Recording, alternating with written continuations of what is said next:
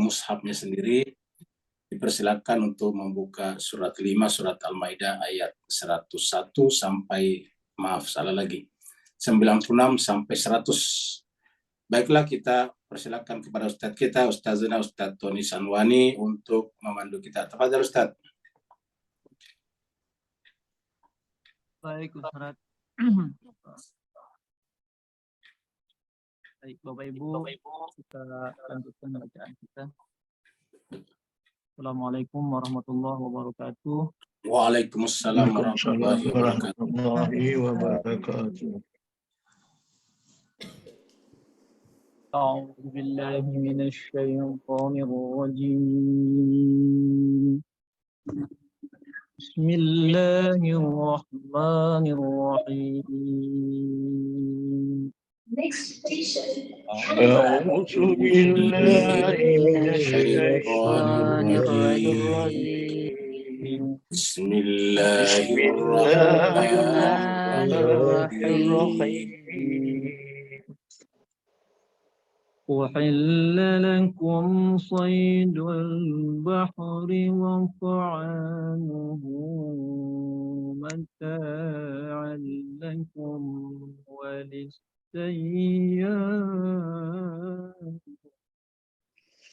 أحل لكم صيد البحر وطعامه متاعا لكم وللسيارة.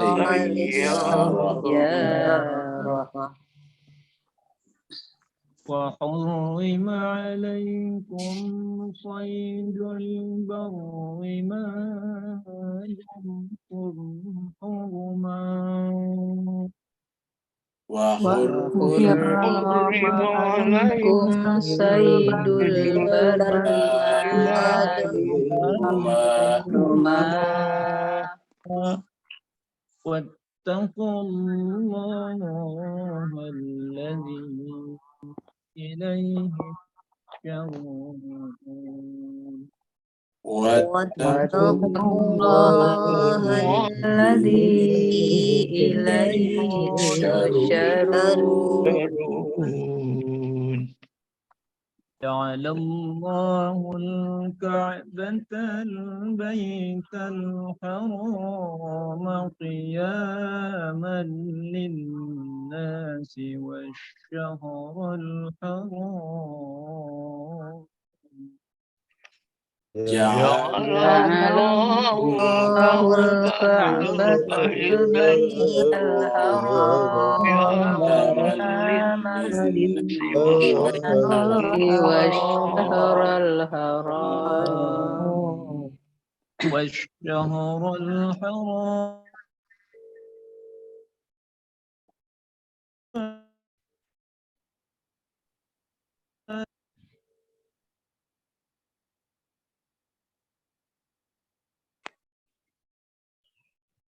والشهر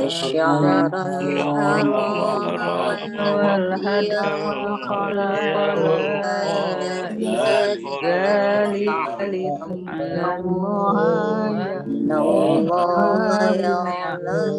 ما في السماوات والأرض. يعلم ما في السماوات وما في الأرض وأن الله بكل شيء عليم. يعلم ما في السماوات وما في الأرض وأن الله بكل شيء عليم. اعلموا أن الله شديد العقاب وأن الله غفور رحيم. اعلموا أن الله شديد العقاب وأن الله غفور رحيم. ما على الرسول إلا البلاغ والله يعلم ما تبدون وما تكتمون ما ما على على الرسول الرسول إلا البلاغ وما والله يعلم ما تبدون وما تكتمون قل لا يستوي الخبيث والطيب ولو أعجبك كثرة الخبيث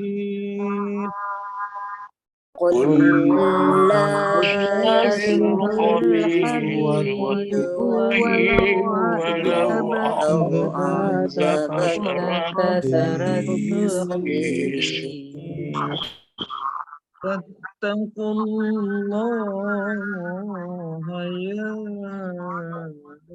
أولي الألباب لعلكم تفلحون فاتقوا فاتقوا الله يا الله يا أولي أولي الألباب الألباب لعلكم لعلكم تفلحون. تفلحون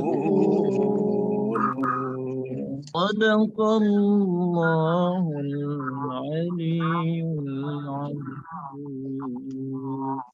صدق صدق الله الله العلي العلي العظيم العظيم. Allahumma salli wa sallim wa zid wa barik ala رسول rasulillah alihi at-tahar ala rasulillah wa alihi at-tahar. Allahumma salli ala اللهم صل على Muhammad wa محمد ali. وآل محمد اللهم صل Allahumma على salli ala محمد Muhammad wa ali.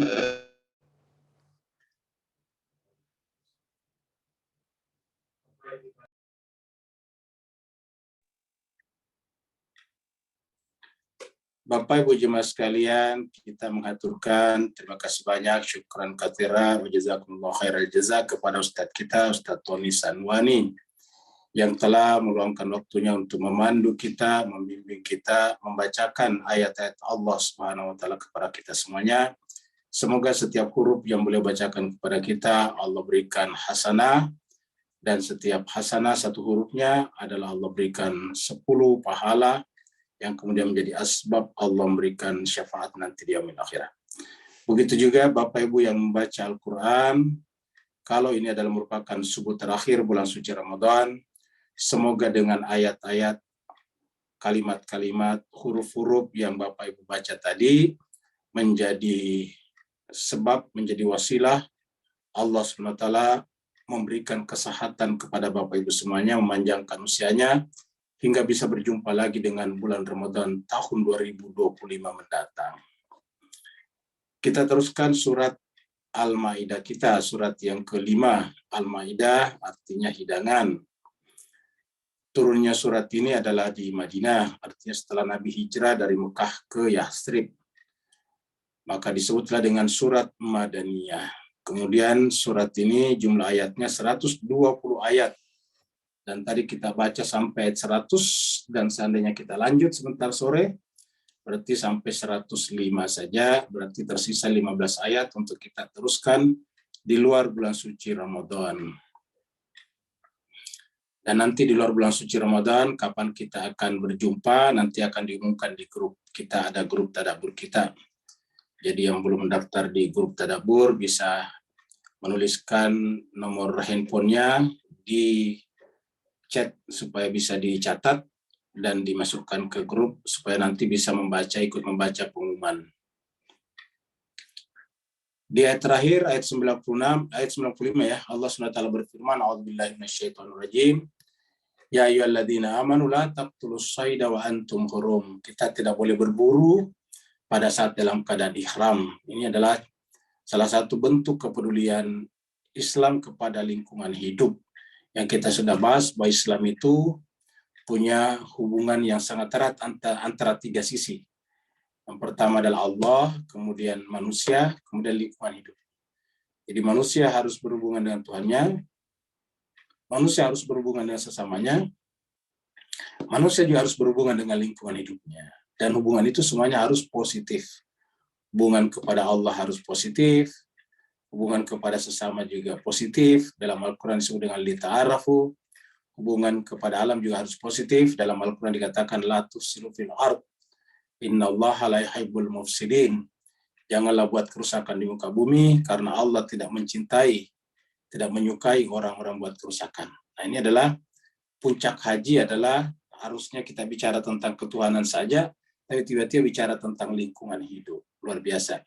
Wa man qatalahu minkum muta'ammidan, bahkan Allah memberikan balasan, hukuman.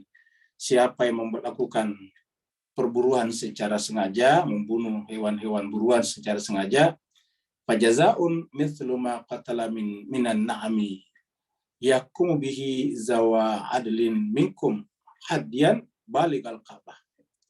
Jadi siapa yang melakukan itu maka dihukum dengan jenis hewan yang sama, hewan ternak yang sama. Ketika mereka sampai ke Ka'bah, au kafaratun, atau dengan membayar kafarat dengan ta'am masakin, memberi makan kepada orang miskin, au adlu zalika, atau yang setara dengan demikian, siyaman, yaitu berpuasa, liyazuka wabala amri, supaya Allah merasakan kepada manusia bahwa setiap perbuatan melanggar di muka bumi ada konsekuensinya, ada risikonya. Afallahu amma salaf, tetapi yang sudah lewat Allah memaafkan. Waman ada, tapi siapa yang kembali melanggar lagi, fayantaqimullah minhum, maka ingatlah berlakulah hukum Allah baginya. Wallahu azizun dzuntiqam, dan Allah itu tidak bisa kita melawan hukumnya. Kenapa? Karena Allah adalah aziz dan dia memiliki berbagai macam jenis intiqam, bisa dengan caranya sendiri, ya. Sekarang kita masuk pada ayat baru, yaitu ayat 96, berkaitan dengan hewan laut. Nah, kalau hewan laut boleh kita makan, ya.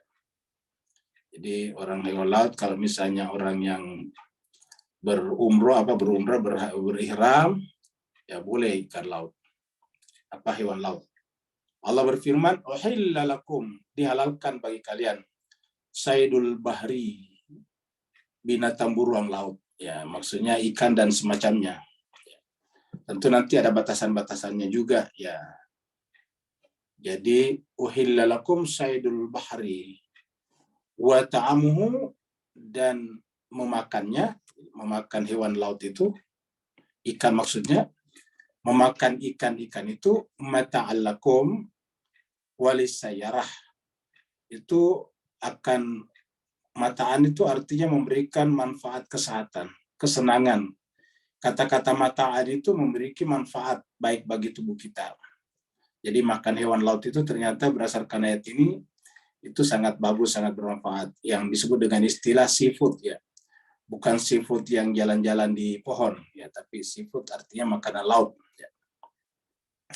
Ya ta'amuhu mata'alakum, ya, memakannya itu adalah mata'alakum, jadi sesuatu yang menyenangkan bagi kalian. Walis sayyara, begitu juga untuk bepergian.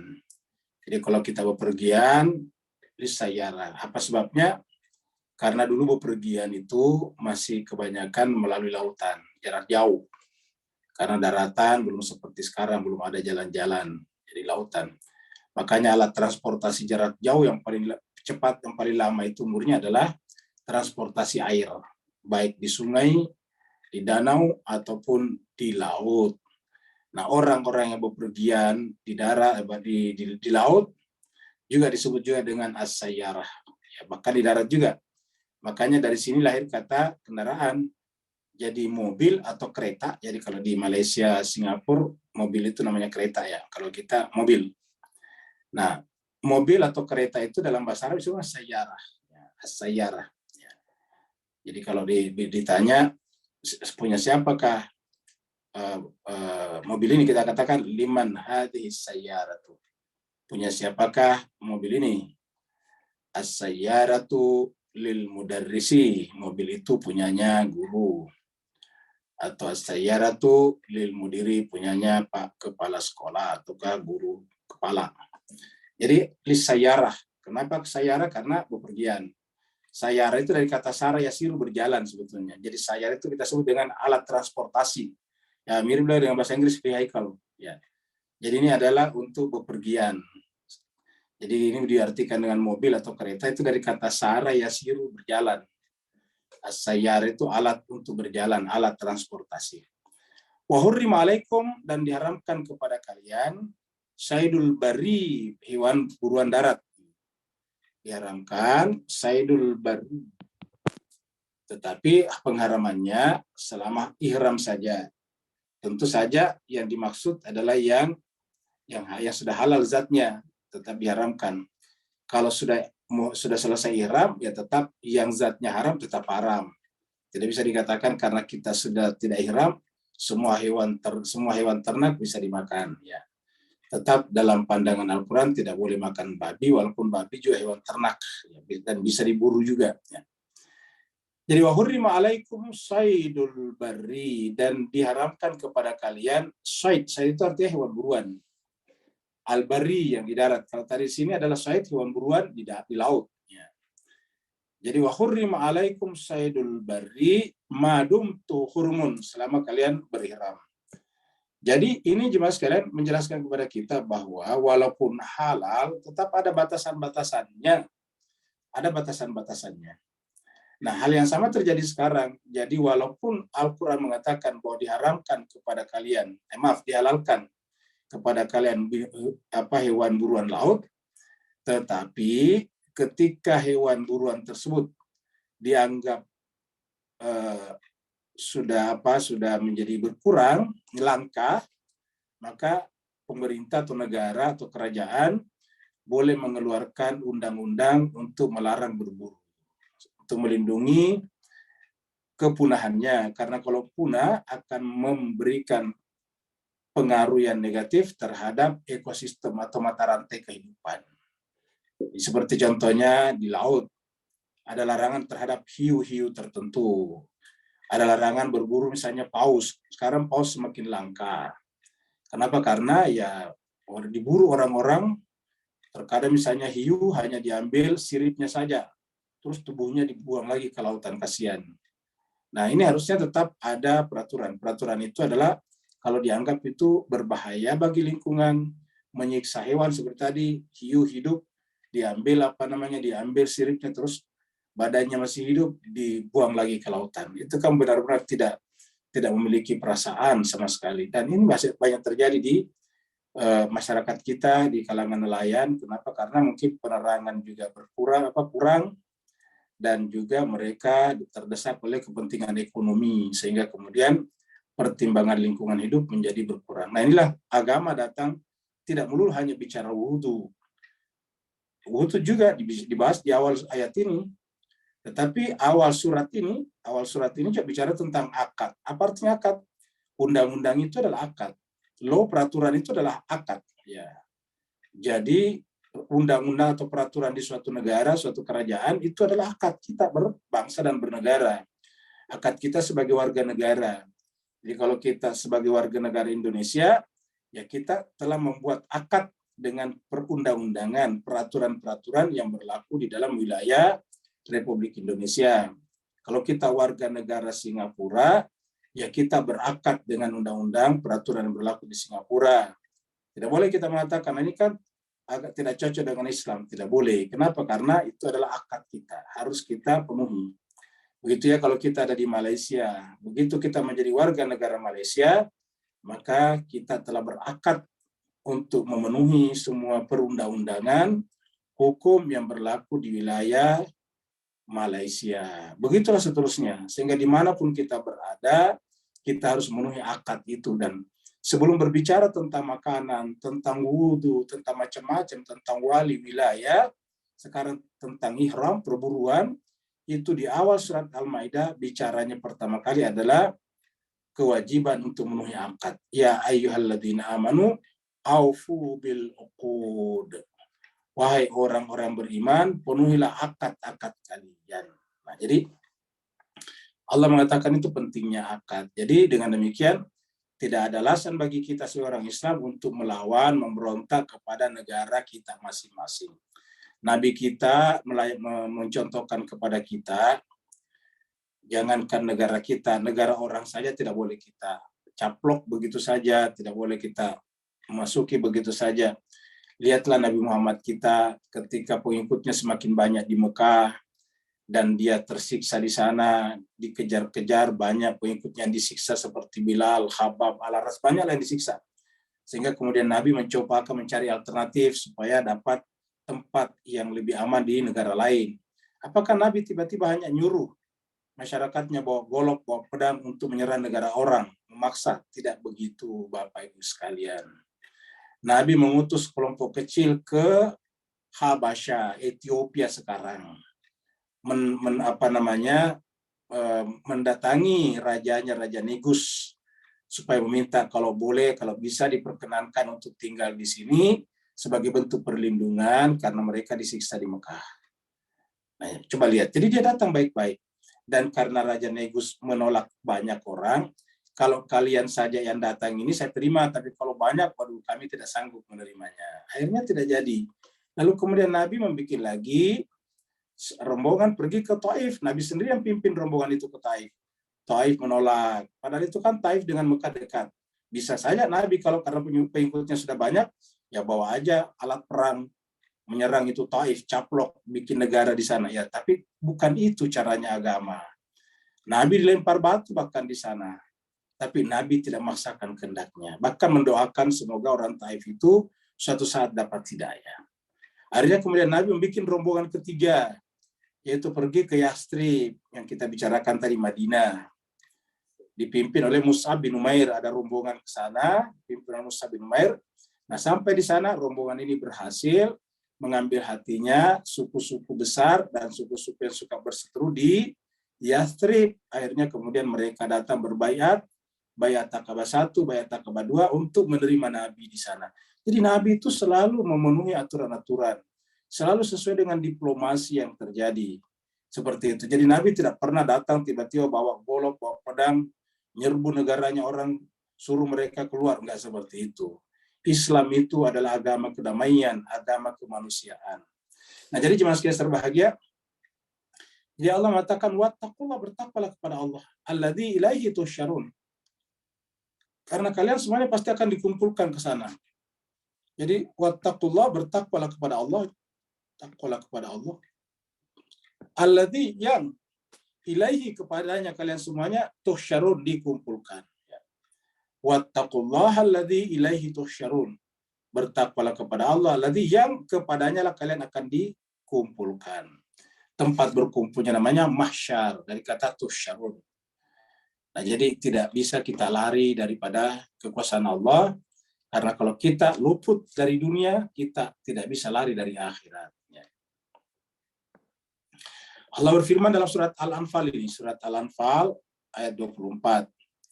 Allah berfirman, ya ayyuhalladzina amanu, wahai orang-orang beriman, istajibu lillahi, penuhilah, ijabalah permintaan Allah.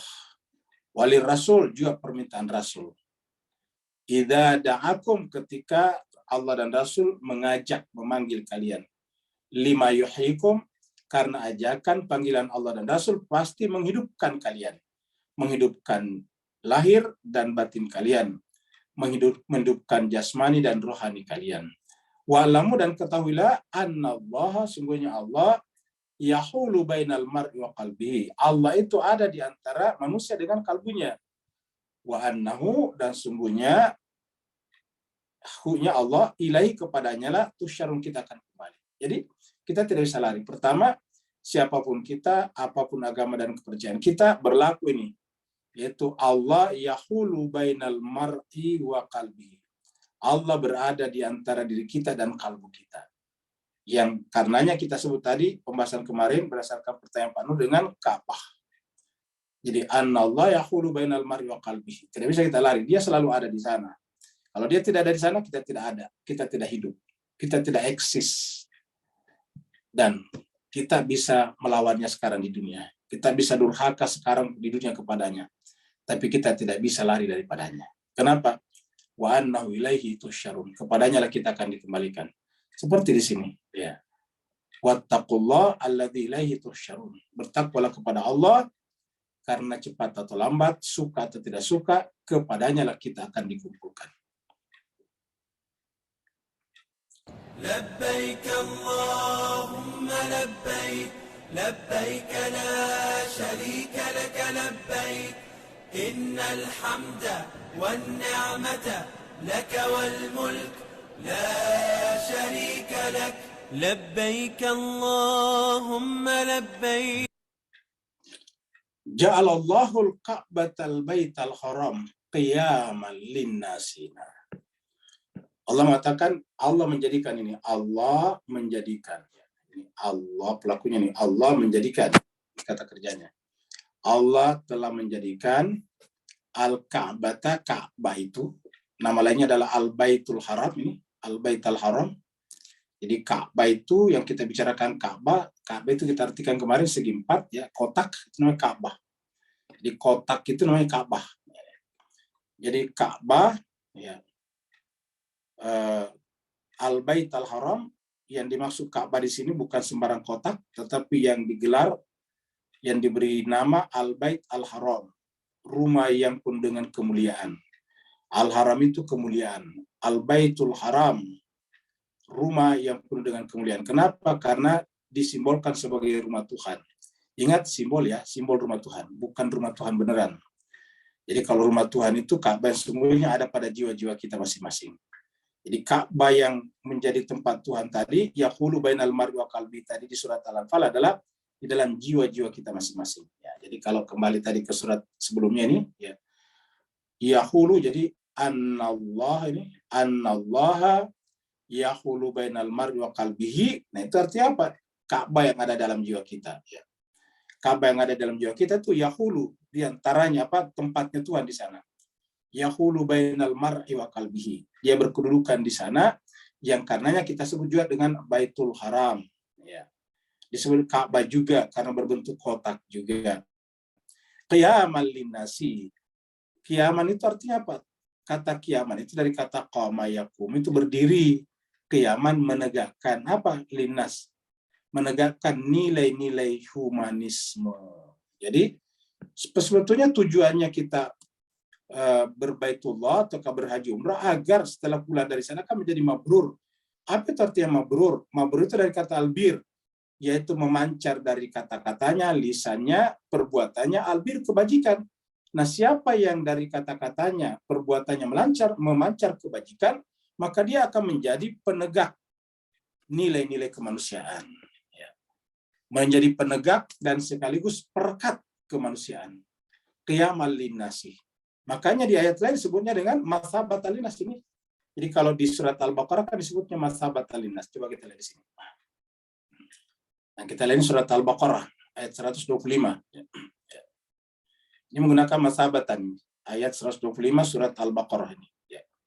Surat 2. Wa id ja'alna, sama tadi. Kalau tadi kan ja'alallah. Wa id ja'alnal baita. Dan ingatlah ketika kami menjadikan al-bait. Al-bait apa tadinya? Al-Ka'bah, al-Bait al-Haram. Sama. Ingatlah tatkala kami menjadikan al-bait tadi, itu al-Baitul Haram, Baitullah, mathabatan linnasi. Sebagai mathabatan, tempat memperkuat. Ya, di sini sebut tempat ziarah, sebetulnya tidak begitu tepat. Mathabatan itu memperkuat, menyatukan. Makanya kan sebentar malam ini, setelah maghrib, di Asia Tenggara, di negara-negara Asia Tenggara, baik di Malaysia, Singapura, dan Indonesia, majelis agamanya itu membuat namanya sidang isbat. Ya, isbat itu dari sini. Apa itu sidang isbat? Sidang penetapan. Itu penetapan. Agar kita punya pandangan yang sama tentang 1 Syawal nanti. Maka disebut dengan kata sidang isbat. Ini dari kata ini. Dari kata ta isbat. Ya, mathabatan. Ya, jadi, menyatukan. Jadi wa ij'alnal baita mathabatan linnasi, dan ingatlah tatkala kami menjadikan Baitullah itu sebagai mathabatan, tempat memperkuat, menyatukan, merekat kemanusiaan. Jadi Islam itu menjadi perekat kemanusiaan. Jadi kalau kemudian ada orang Islam yang tiba-tiba menjadi penyebab perpecahan, apalagi kacaunya negaranya sendiri, ini pasti bukan Islam yang benar. Pasti disebut dengan Islam-Islaman, bukan Islam yang benar. Jadi mathabatal linnas, ingat yang namanya double dalam bahasa kita itu bukan aslinya seperti mobil-mobilan, itu bukan mobil beneran. Mobil-mobilan itu bukan mobil beneran. Langit-langitan itu bukan langit beneran. Jadi kalau dikatakan itu adalah didobel, nah itu artinya bukan aslinya. Jadi mathabatal linnasi itu adalah tempat menyatunya seluruh kemanusiaan. Jadi bukan Islam, tetapi Islam-Islaman. Jadi siapa saja, atas nama asal siapa saja, kalau membuat kacau negaranya sendiri, walaupun dia minoritas di sana, tetap tidak boleh. Ya. Ingat, Nabi itu waktu di Mekah dia minoritas, minority. Tapi apakah Nabi pernah berulah di Mekah? Tidak pernah. Ya. Tidak pernah sama sekali. Nabi juga mengutus rombongan untuk pindah ke Habasyah. Seandainya pindah ke sana, dia apa? Dia minoritas juga di sana. Jadi bagi Islam itu tidak ada masalah, mayoritas-minoritas sama saja. Ya. Kalau dia mayoritas, dia memberi kesempatan untuk menjadi contoh teladan bagi yang minoritas. Kalau dia minoritas, menjadi kesempatan untuk membaur dengan mayoritas, dan karenanya bisa menjadi ladang dakwah yang baik. Kata dakwah itu menjadi contoh, role model juga bagi masyarakat sekitarnya. Jadi orang-orang ada di sekitar kita, kalau ada orang Islam itu nggak perlu lagi ke Mekah sana, tapi sudah ada orang Islam di sana, mereka punya kesempatan untuk melihat Islam. Wa ij'alnal baita mathabatan linnasi wa amna, dan tempat yang aman. Ya. Wattakhidhu, dan jadikanlah mim maqam Ibrahim, makam kedudukan Imam Ibrahim sebagai tujuan salat musalla, dan seterusnya. Ya, hanya ke bawah. Nah, intinya adalah bahwa di sini disebutkan mathabatal linnas, di sini disebutkan qiyamal linnasi. Jadi mirip. Ini adalah qiyaman linnasi, kalau tadi mathabatal linnasi. Sama maksudnya, kalau qiyaman itu menegakkan, penegak nilai-nilai kemanusiaan. Kalau mathabatan itu perekat, mempersatukan. Jadi dua-duanya harus dipakai. Jadi yang namanya Baitullah itu harusnya menjadi kompas, menjadi parameter kemanusiaan seluruh dunia, ya, bukan sebaliknya. Ya, jadi harusnya Ka'bah Baitullah itu menjadi pusat, ya, role model, melihat, mencontoh bagaimana yang disebut dengan pluralisme itu bisa berjalan dengan baik. Karena ketika orang sampai di sana, seluruh suku bangsa ada, kulit putih, kulit hitam, kulit kuning, kulit coklat, yang posturnya besar, sedang, semuanya berkumpul di sana. Yang berpendidikan tinggi sampai yang buta huruf, semuanya ada di sana. Luar biasa. Dan itu harusnya menjadi satu kesatuan. Dan ketika sampai di sana, semua pembeda dihilangkan. Semuanya menggunakan ihram. Apa itu ihram? Tidak ada lagi pembeda-pembeda lahiriah. Jadi ingat, tidak ada lagi pembeda lahiriah. Makanya jemaah sekalian berbahagia, kalau saya Al-Fakir ini dari dulu itu tidak begitu setuju sebetulnya haji-haji plus itu. Kenapa? Karena itu ada pembeda sebetulnya. Nanti yang bayar mahal tempatnya di depan situ, di depan jamarat. Yang miskin jauh di belakang sana, jalan kaki 2 kilo kalau pergi melempar jumrah. Padahal tujuannya agama datangkan adalah egalitarianisme. Ya. Ingat, Islam itu adalah qiyamal linnasi, melepaskan seluruh sekat-sekat strata sosial. Melepaskan seluruh gap-gap yang ada di masyarakat. Kalau sistem Islam haji juga tidak bisa menghilangkan gap-gap seperti itu, maka apalagi yang diperjuangkan oleh Islam. Ya, bukankah itu yang menyebabkan lahirnya komunisme? Komunisme itu tugasnya adalah untuk menghilangkan gap-gap sosial. Istilahnya mereka itu adalah berdiri sama tinggi, duduk sama rendah. Ya harusnya seperti itu. Dan dicontohkan di dalam masjid. Kalau kita masuk masjid, apakah kemudian ini disiapkan tempat untuk raja? Enggak begitu. Di masjid itu kata Nabi, siapa yang mau duluan dia duduk di depan, ya faliyati, maka hendaklah dia datang lebih awal. Ya. Jadi siapa yang mau duduk di saf awal, ya datang lebih awal. Ya. Kalau tidak mau mau duduk di depan tetapi datang belakangan ya cocok, nggak adil nantinya. Tiba-tiba merampas tempat duduknya orang. Dan itu lagi-lagi terjadi juga kalau kita di Masjidil Haram. Maunya duduk depan, tapi belakangan masuk, tiba-tiba duduk di pangkuannya orang. Aduh. Ya, jadi benar-benar ini persoalan keberagaman kita, masalah adab menjadi runtuh. Ya. Di sini katakan sebetulnya Baitul Haram itu adalah qiyamal linnasi wa syahrul haram. Ya. Bulan-bulan haram, wa syahrul haram, bulan haram. Ya. Jadi bulan haram juga dijadikan sebagai patokan. Patokan apa? Patokan agama yang benar. Ya, kan itu bisa kita baca di beberapa ayat tentang Syahrul Haram. Syahrul Haram itu kan ada 4 ya. Pertama adalah yang pertama adalah Zulqaidah, kedua Zulhijjah, kemudian 3 Muharram, yang keempat Rajab. Itu adalah bulan haram. Ya. Wa syahrul haram wal hadiyah. Begitu juga hewan, walaupun hewan juga dijadikan sebagai satu tanda. Al-hadiyah itu adalah hadiyu. Hewan yang ingin dikorbankan, yang sudah mau dikorbankan. Wal qalaid, apa itu qalaid? Hewan untuk korban juga tapi masih lama, sudah dikasih tanda. Ketika kita beli hewan, kambing yang diniatkan untuk korban tapi korbannya masih 4 bulan lagi, 5 bulan, kita minta dia dipeliharakan sama orang penggembala kambing. Nah, kita sudah dikasih tanda itu namanya. Wal qalaid, sudah dikasih kalung. Dan itu sudah harus diperlakukan lebih mulia daripada yang lain. Kenapa? Karena ada syiar Allah di sana. Ya, dzalika lita'lamu annallaha ya'lamu ma fis samawati wa fil ardh. Yang demikian itu supaya kalian tahu bahwa Allah itu mengetahui apa yang ada di langit dan apa yang ada di bumi. Wa annallaha, dan sungguhnya Allah bikulli syai'in alim. Terhadap segala sesuatu Maha mengetahui. Jadi Allah itu terhadap segala sesuatu alim. Jadi kita tidak bisa lari daripada Allah Subhanahu wa taala. Jadi ini adalah tadi masabatal linnas ya. Kemudian berikutnya 98 ya. إلا من تاب وآمن وعمل عملا صالحا فأولئك يبدل الله سيئاتهم حسنات وكان الله غفورا رحيما. I'lamu, ketahuilah kata Allah. Anallah, wa Allah itu syadidul iqab.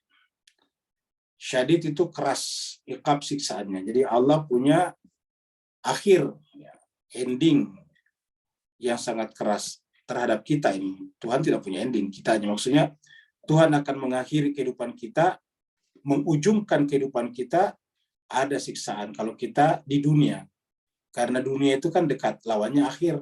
Dunia itu kan awal, lawannya akhir. Akhirat itu terakhir. Nah, di akhirat itu Tuhan punya siksaan yang keras kalau kita melanggarnya di dunia ini dengan sengaja.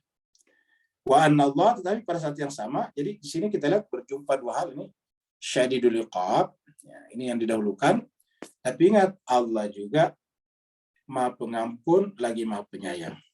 Allah juga itulah Ghafurur Rahim. Ghafur Rahim. Artinya kalau kita terlanjur tersalah, ya jangan berputus asa. Datanglah kepada Allah memohon ampunan, karena Allah itu adalah Ghafurur Rahim. Seperti tadi di ayat yang dibaca tadi. Jadi ayat yang kita baca tadi itu surat Al-Furqan tadi ini. Surat Al-Furqan ini adalah ayat 70 tadi yang kita baca. Yang tadi ada suara qari tadi yang indah. Illa, kecuali man taba. Jadi kecuali kalau dia bertaubat. Jadi kan tadi ada syadidul iqab, berat nanti di akhirat. Dengan catatan kalau tidak bertobat. Tapi kalau bertobat, nah illa man taba. Kecuali orang yang bertaubat. Wa amana wa amila shalihan. Bertaubat, baru beriman dan beramal saleh. Nah, faulaika, mereka itulah yubaddilullahu sayyiatihim hasanatin. Siapa yang bertobat, lalu beriman dan beramal saleh, maka Allah mengganti, mengubah, menukar dosa-dosanya, kejahatan-kejahatannya dengan hasanat. Jiwa buruknya diganti dengan jiwa baik, ya. Nafs zulmaninya diganti dengan nafs rahmani. Jadi ini adalah yang melahirkan sayiat itu adalah nafs zulmani, yang melahirkan hasanat adalah nafs rahmani. Maka yang kita minta di dunia ini kan Rabbana atina fid dunya hasanah wa fil akhirati hasanah, supaya jangan sampai di dunia kita sayiat. Cuma terkadang kalau kita baca terjemahan hasanat artinya kebahagiaan. Memang ada unsur kebahagiaan di dalamnya.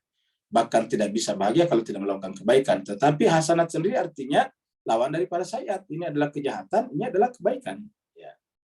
Jadi kita minta di dunia, fi dunia hasanah, ya Allah berikanlah di dunia ini kemampuan supaya saya ini selalu hanya berbuat baik saja. Jangan sampai tiba-tiba dikalahkan oleh hawa nafsu saya, tiba-tiba berbuat buruk. Ya. Harus berbuat hasanah. Supaya apa? Wa fil akhirati hasanah. Supaya kita di akhirat menerima juga imbalan daripada hasanah itu. Ya. Dan dengan menerima imbalan hasanah di akhirat, ya kita akan terbebas dari azab api neraka, wa qina adzabannar. Wa kana Allahu ghafurur rahim. Ya. Jadi kecuali bertaubat, beriman, beramal saleh, faulaika, mereka itulah yubadilullah, Allah mengganti, mengubah sayyiatihim, keburukan-keburukan, kejahatan-kejahatannya dengan kebaikan. Pada saat Nabi berbicara tentang membaca Al-Quran, membaca satu huruf itu adalah dapatkan satu hasanah, dan satu hasanah dapat 10 pahala. Maka Nabi mengatakan alif lam mim itu bukanlah satu huruf, tapi alif satu huruf, lam satu huruf, mim satu huruf. Jadi alif lam mim saja sudah 3 hasanah, dan berarti 30 pahala. Nah, itu digunakan kata hasanah. Wa kana Allahu ghafurur rahim. Allah itu Maha Pengampun lagi Maha Penyayang. Jadi Allah Maha Pengampun. Jadi dengan demikian, kalau kita memiliki masa lalu yang kurang bagus, janganlah berputus asa. Yang penting tadi bertobat artinya tidak akan mengulanginya kembali. Lalu kemudian menyusunnya dengan sikap iman dan amal soleh. Maka kita akan menemukan Allah itu adalah Ghafurur Rahim.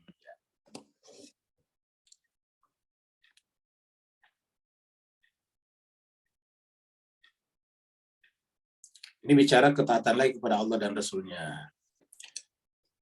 Ma'ala Rasul illal balak. Ya, cuma sekalian sebelumnya kita dikatakan ati Allah wa ati Rasul. Dan fa'in tawalla, kalau kita berpaling ya tidak ada. Di ayat sebelumnya di atas kan. Kalau kita berpaling ya Tuhan tidak maksa kita, Rasul juga tidak memaksa kita. Tadi dikatakan wa ma'ala Rasul illal balak. Sama dengan ini. Ma'ala Rasul, ya, jadi kalau kita melanggar tadi di atas kan tadi ada tuh syadidul iqab. Kalau kita melanggar, ya kita sendiri yang telah mempersiapkan syadidul iqab itu. Lalu Rasul, ya Rasul hanya menyampaikan saja.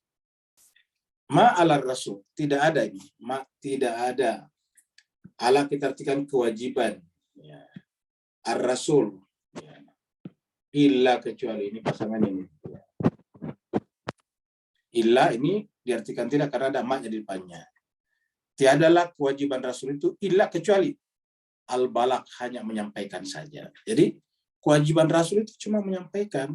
Ya.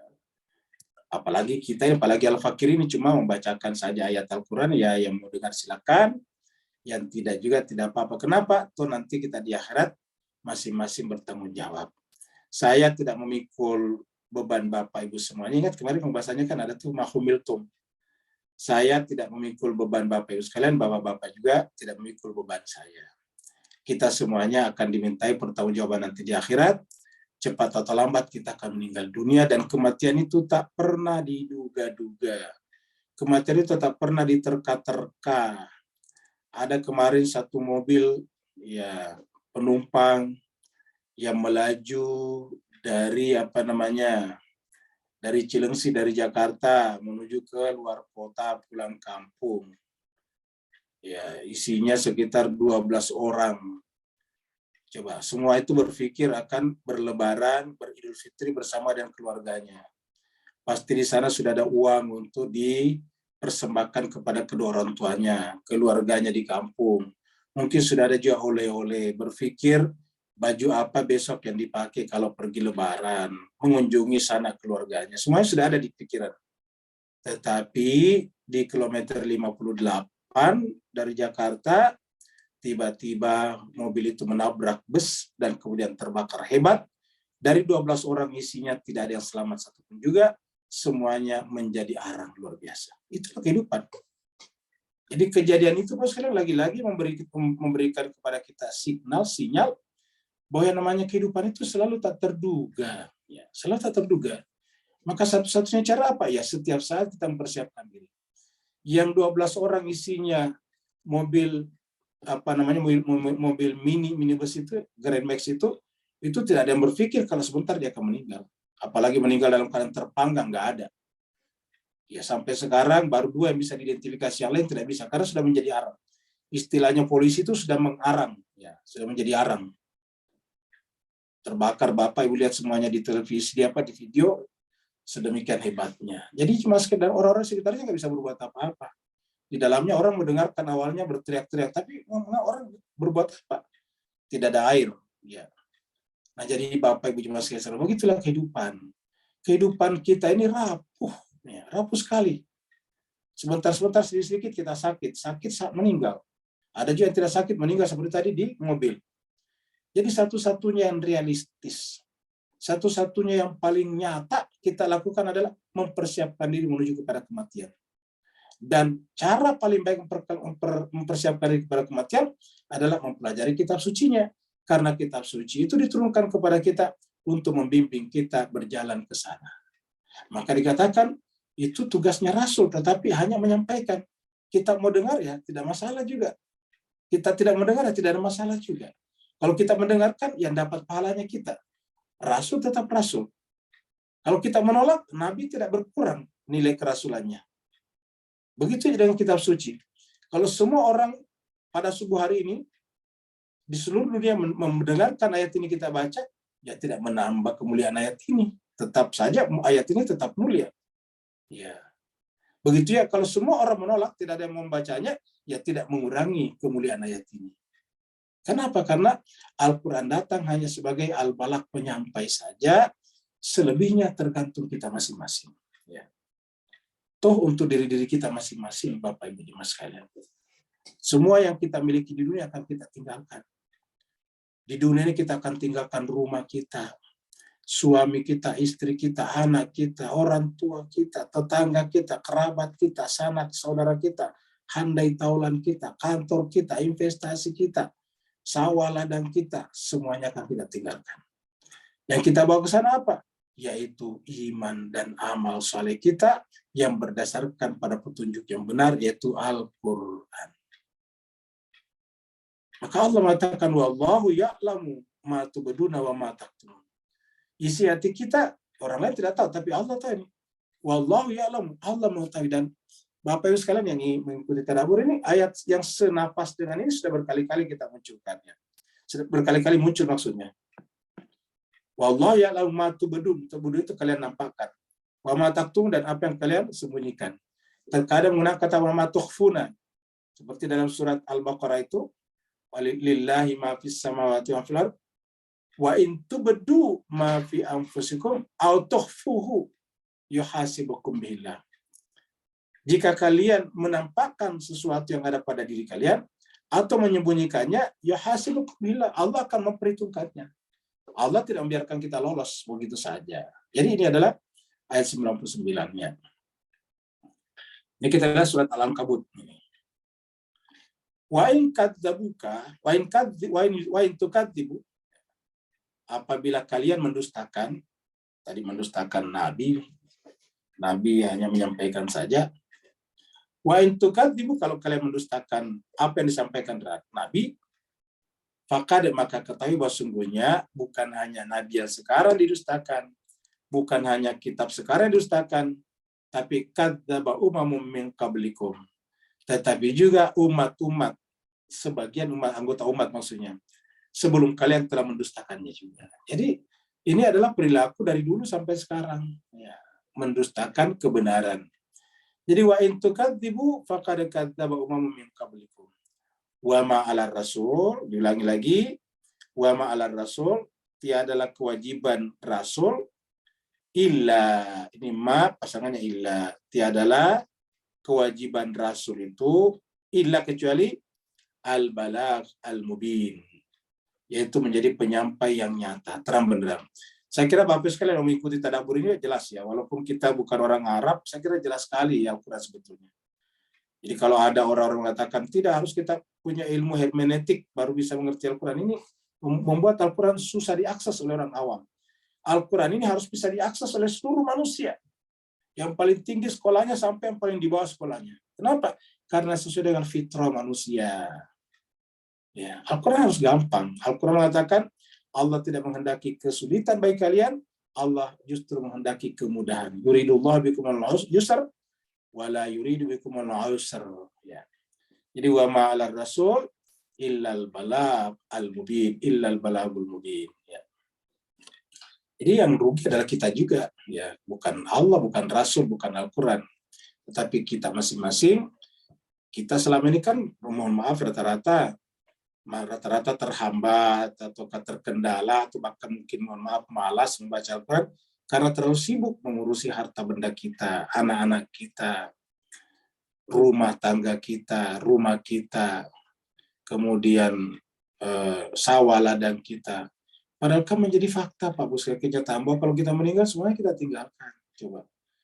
Pertanyaan kita lihat orang meninggal terbakar, terus apa yang dia bawa? Tubuhnya saja sudah tidak dia bawa, tubuhnya hangus terbakar. Coba. Enggak ada yang kita bawa kecuali iman dan amal saleh kita. Jadi merugilah kita kalau dihambat oleh urusan harta benda dan anak-anak kita. Makanya Al-Quran mengatakan, ya ayyuhalladzina amanu la tulhikum amwalukum wala auladukum an dzikrillah. Wahai orang beriman, janganlah kalian dilalaikan oleh urusan harta benda dan anak-anak kalian. Dari mana? An dzikrillah, dari mengingat Allah. Wa may yaf'al dzalik, siapa yang berbuat demikian yaitu terlalaikan oleh harta benda dan anak-anaknya, faulaika humul khasirun, mereka orang-orang yang merugi. Ya, apa tokannya apa? An dzikrillah yaitu Al-Qur'an. Al-Qur'an adalah az-zikr. Makanya waqala Rasul, ya Rabbi inna qaumi ittakhadhu hadzal Qur'ana mahjura. Melaporlah Rasul di hadapan Allah, ya Rabbi, ya Tuhanku, sungguhnya kaumku, umatku telah menjauhi kitab suci Al-Quran ini. Mari kita lihat video berikut ini. Ada 3 berturut-turut ya. Kita bedakan dulu karena tujuannya kita dihidupkan ini kan diuji, membedakan mana yang baik dan mana yang buruk. Jadi Al-Quran itu sebetulnya membantu kita, memandu kita untuk membedakan mana yang baik dan mana yang buruk. Pakai apa ya? Pakai akal pikiran kita. Makanya Al-Quran memberikan apresiasi yang sangat tinggi kepada penggunaan akal. Mari kita lihat. Ini aslinya taman yang indah, tetapi menjadi nggak enak dilihat. Kenapa kotor? Kotor itu nama lainnya adalah al-khabith. Ya, ini adalah aslinya taman yang indah. Ini kan yang namanya ini kalau hilang ini kotoran-kotorannya kan pasti enak. Bapak Ibu bayangkanlah kalau misalnya hati kita hijau seperti ini, tapi ada kotorannya. Nah, begitulah juga. Ya, jiwa kita indah, taman, tetapi kalau ada kotorannya menjadi tidak enak dilihat. Kotor, bau, dan sebagainya. Makanya harus dibersihkan. Jadi walaupun tempatnya tidak seberapa, tapi kalau rajin dibersihkan, dia akan harum. Ya. Gegara sound system tak bisa lewat, pemuda di Demak rusak jembatan. Sebuah video yang memperlihatkan sekelompok pemuda di Demak, Jawa Tengah merusak pagar pengaman jembatan, viral di media sosial. Dinarasikan, perusakan dilakukan agar truk pengangkut sound system bisa masuk ke Desa Babat, Kecamatan Kebon Agung. Kepala Satuan Reserse dan Kriminal Kasat Reskrim Polres Demak, AKP Winardi mengungkapkan, peristiwa itu terjadi di jembatan Desa Babat Kecamatan Kebon Agung atau ruas Jalan Megonten Mijen. Polisi telah mengamankan 9 pemuda dan kepala desa untuk dimintai keterangan.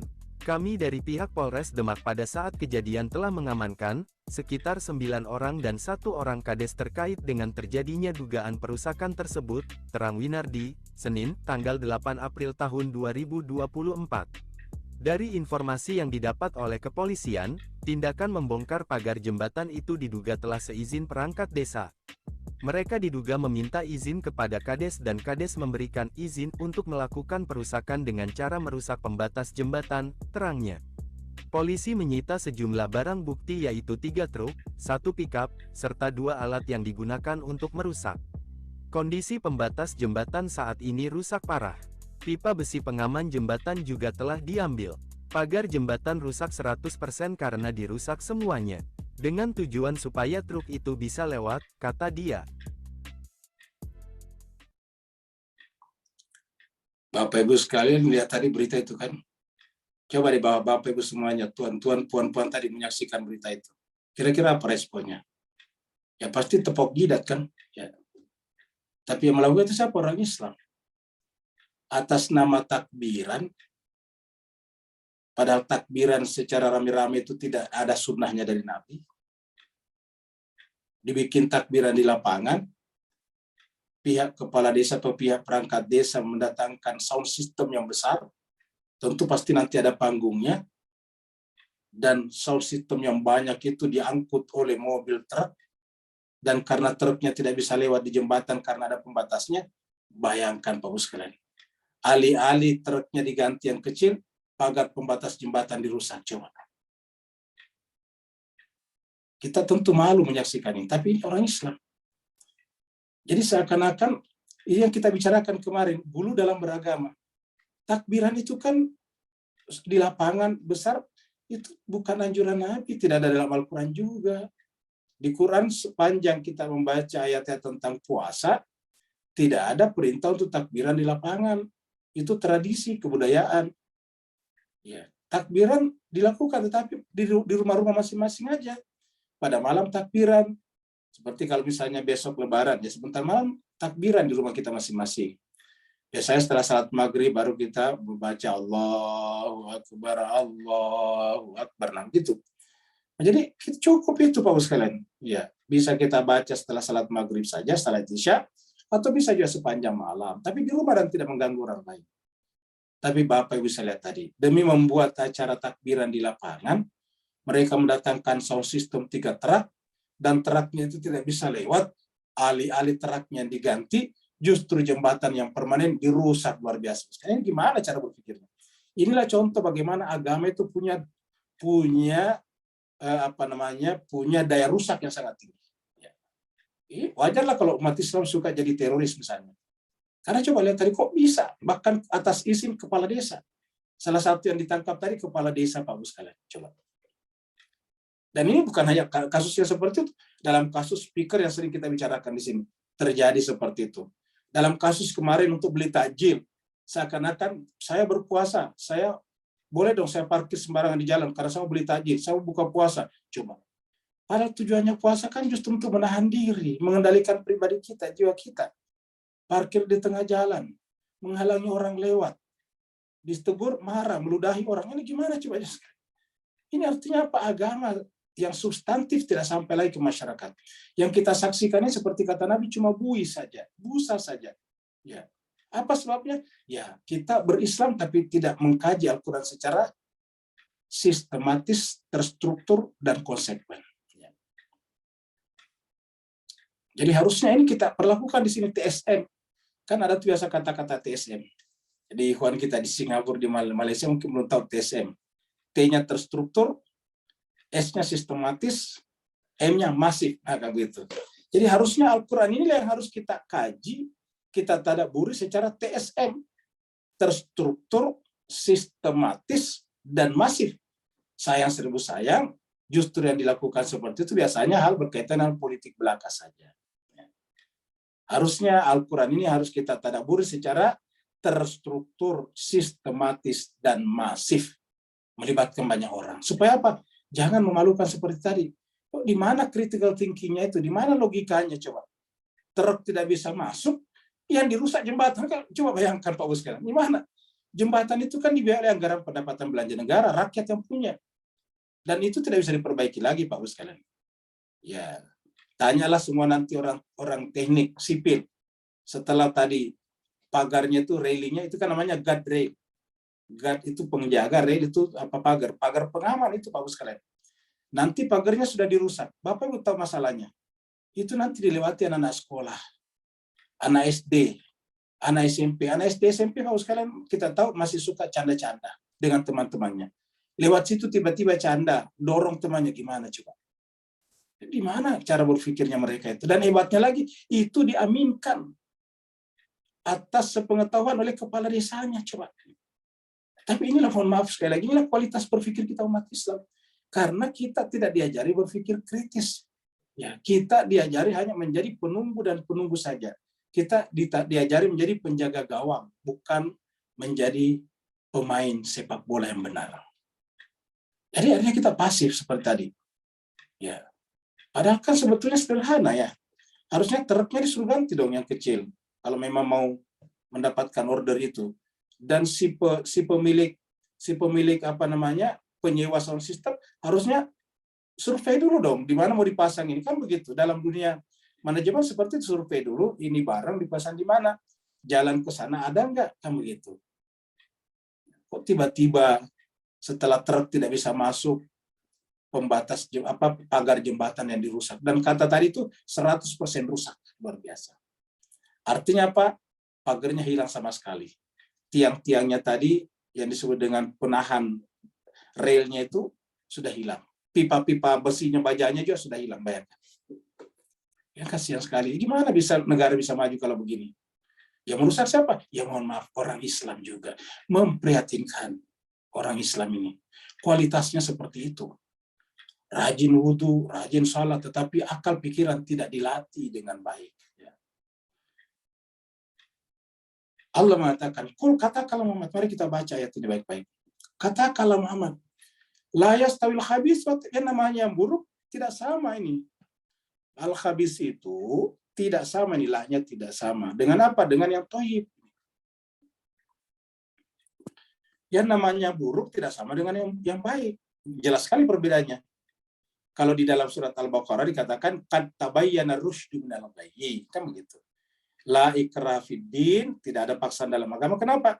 Qad tabayyana rusydu minal ghayy. Telah jelas antara yang benar dengan yang buruk. La yastawil khabith wa tidak sama antara yang buruk tadi, yang banyak tadi sampahnya, dengan yang bersih yang dipel tadi. Jelas sekali Pak Bu sekalian. Semua orang bisa mengetahui mana yang bersih dan mana yang berantakan. Ya. Walau a'jabaka kasratul khabith, sebanyak walaupun yang buruk itu menakjubkan, tetap buruk namanya. Walau a'jabaka kasratul khabith, yang namanya khabith ya buruk, walaupun menakjubkan hati kalian dengan jumlahnya yang banyak. Ini kata kasrah itu mayoritas banyak. Jadi walaupun banyak orang mengatakan baik, tapi kalau dia buruk ya tetap buruk. Ya. Fattaqullah, maka bertakwalah kepada Allah. Jadi untuk membedakan ini, bertakwa kepada Allah, Bapak Ibu sekalian, ini bertakwa kepada Allah. Jadi tujuannya kita disuruh berpuasa agar bisa membedakan al-khabith dan at-thayyib. Kemampuan membedakan al-khabith dan thayyib disebut dengan furqan. Maka dikatakan di dalam surat Al-Baqarah, rangkaian ayat puasa, syahrul Ramadan alladzi unzila fihi al-Qur'an hudal linnasi wa bayyinatin minal huda wal furqan. Furqan itu apa? Membedakan al-khabith dan thayyib. Membedakan antara ar-rusyd dan al-ghayy. Ya. Jadi menjadi pembeda. Di surat Al-Anfal dikatakan, ya ayyuhalladzina amanu in tattaqullah yaj'al lakum furqana. Jika kalian bertakwa kepada Allah, Allah jadikan dalam jiwa kalian furqan, kemampuan membedakan al-khabith dan at-thayyib. Ya ulil albab, wahai orang yang menggunakan akal pikirannya. Ulul albab, semua penerjemah mengatakan orang yang menggunakan akal pikirannya ini berakal. Ya. Luar biasa. Islam, Al-Quran kita luar biasa. Tetapi kok bisa bertindak sebodoh itu tadi? Mohon maaf sekali. Sebodoh itu tadi. Kan masa gara-gara truk besar mau lewat, pembatas jembatan yang permanen dihilangkan. Luar biasa. Itu tidak bisa dipasang lagi, Pak. Tanyalah nanti ahli konstruksi, sudah tidak bisa dipasang lagi. Karena itu besinya itu tercantol dari rangkaian pembesian bangunan secara keseluruhan. Iya. Luar biasa. Tapi itu terjadi. Kalau toh nanti dipasangi, nggak sekuat lagi awalnya. Kenapa? Karena besinya tidak bersambung lagi dengan pembesian awal. Jadi Al-Quran mengatakan, fattaqullah ya ulil albab, la'allakum tuflihun. Mudah-mudahan kalian beruntung. Mudah-mudahan kalian mendapatkan kemenangan. Jadi apa yang salah Bapak Ibu sekalian? Ya, cara berislam kita selama ini adalah cara berislam ibah, bukan cara berislam rasional. Ya. Inilah yang menyebabkan tadi hal-hal seperti itu terjadi. Nah, jemaah sekalian berbahagia, mudah-mudahan kita terlindung dari Allah SWT dari sikap-sikap yang seperti itu yang menyebabkan, mohon maaf, orang luar kalau melihat itu, waduh, benar-benar tepuk jidat. Ya. Benar-benar tepuk jidat. Kenapa? Kok bisa cara berpikirnya seperti itu? Dan kalau anak muda tadi masih oke lah, tapi ini kan dibenarkan oleh kepala desanya, kan begitu. Diizinkan oleh perangkat desa setempat. Ya. Artinya bahwa ya ini terjadi kerusakan terstruktur, sistematis dan masif juga. Ya. Terima kasih banyak atas perhatian Bapak Ibu sekalian. Mohon maaf atas segala kekurangan. Dan kalau kita besok Lebaran, berarti ini adalah hari subuh terakhir kita. Dan juga insya Allah kita masih akan berjumpa satu kali lagi sebentar petang. Bagi Bapak Ibu yang bepergian ke kampung halamannya, berhati-hati di jalan, jangan sampai terjadi kecelakaan. Kenapa? Karena ya kita masih ingin memperpanjang hidup kita untuk beribadah kepada Allah Subhanahu wa taala, bersilaturahim dengan keluarga di kampung halaman bagi yang pulang ke kampung halamannya, dan juga mengamalkan nilai-nilai Ramadan kita di luar bulan suci Ramadan. Terima kasih banyak. Walafuminkum yang mau bertanya dipersilakan. Assalamualaikum Ustaz.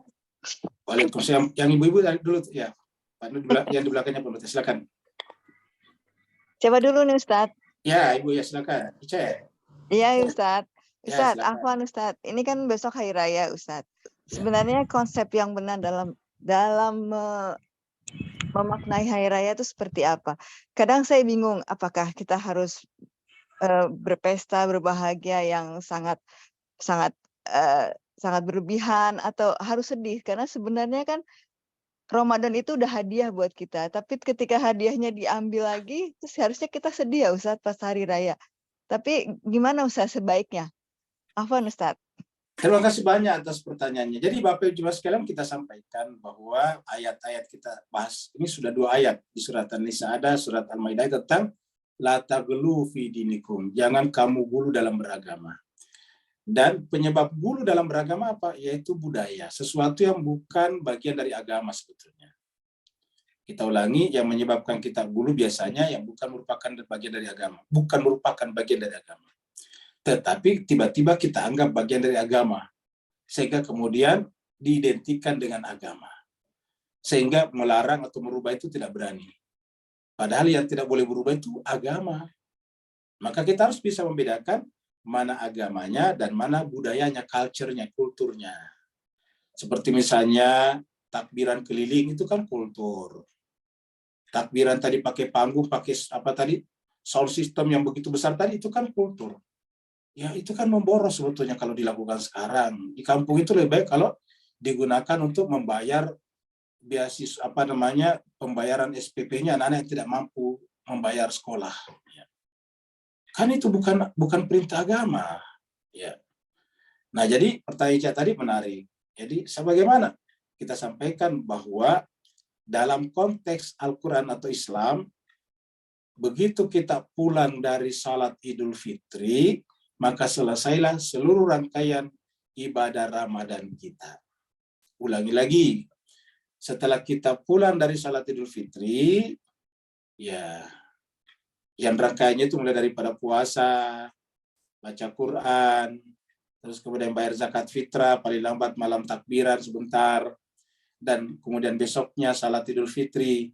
Begitu kita pulang dari salat Id di lapangan atau di masjid-masjid kita masing-masing, maka kita ulangi lagi, maka selesailah sudah seluruh rangkaian ibadah Ramadan kita. Di luar itu adalah budaya, culture. Dan karena culture bukan saja tidak harus dilakukan, tapi bahkan bisa diubah. Yang namanya budaya bisa ditinggalkan, bahkan bisa diubah. Kita ulangi, yang namanya budaya, yang namanya culture, bukan saja bisa ditinggalkan, tapi bahkan juga bisa diubah, bisa dihilangkan. Ya, dengan demikian, kalau seperti ditanyakan tadi tentang berlebihan, benar-benar berlebihan. Kalau sampai pada tingkat demi menjamu banyak orang, memasak orang besar-besaran, nanti banyak yang tidak termakan juga. Akhirnya juga nilai-nilai puasa menjadi hilang. Kita berpuasa Ramadan untuk menahan diri daripada makan dan minum. Tapi begitu kita selesai Ramadan, kerjanya makan dan minum. Setiap rumah kita datangin makan, makan, dan makan. Terus di mana kembali ini nilai-nilai Ramadannya, Pak Bu sekalian? Dan ini terus terang hanya ada di kita di Asia Tenggara. Di Timur Tengah juga tidak ada seperti ini. Kan kultur namanya. Ya. Kulturnya di Timur Tengah, ramainya mereka itu justru pada saat Idul Adha. Itu kulturnya mereka. Jadi artinya karena kultur berbeda-beda. Nah, jadi dengan demikian, ulangi lagi, rangkaian Ramadan kita selesai dengan selesainya Idul Fitri. Selesainya salat, ya salat Idul Fitri. Setelah itu selesai. Kita berarti sudah kembali berkegiatan normal seharusnya. Ya. Kalau bersilaturahmi ala kadarnya saja. Jangan sampai melahirkan pemborosan besar-besaran, sampai membuat orang makan kerjanya setiap saat, pikiran kita cuma pikiran makan dan makan, padahal kita disuruh berpuasa untuk membersihkan jiwa kita dari pikiran makan dan minum, karena pertama, yang membuat kita terhijab dari Allah adalah pikiran makan dan minum. Yang kedua, yang membuat tubuh kita juga adalah bersumber dari makanan dan minuman. Terima kasih banyak pertanyaannya tadi. Berikutnya lagi Pak Nur, silakan Pak. Ya, Fani.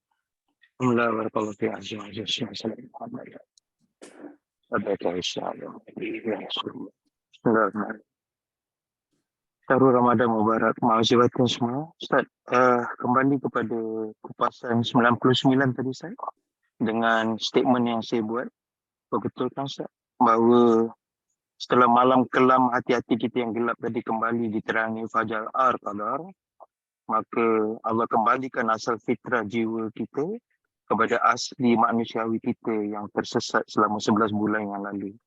Maka apakah ini sisi suluk rohani yang terselit dalam ayat 99 sesuai dengan 99 nama Allah, bawa kita kepada Rasul yang satu tadi hingga kita sampai menyatu dengan Allah dalam perkataan Al-Balagu sesuai dengan 95 yang saya tanya semalam, bahawa sama-sama kembali kita pada kesucian Idul Fitri kita. Barakallahu fiikum. Apa nak buat?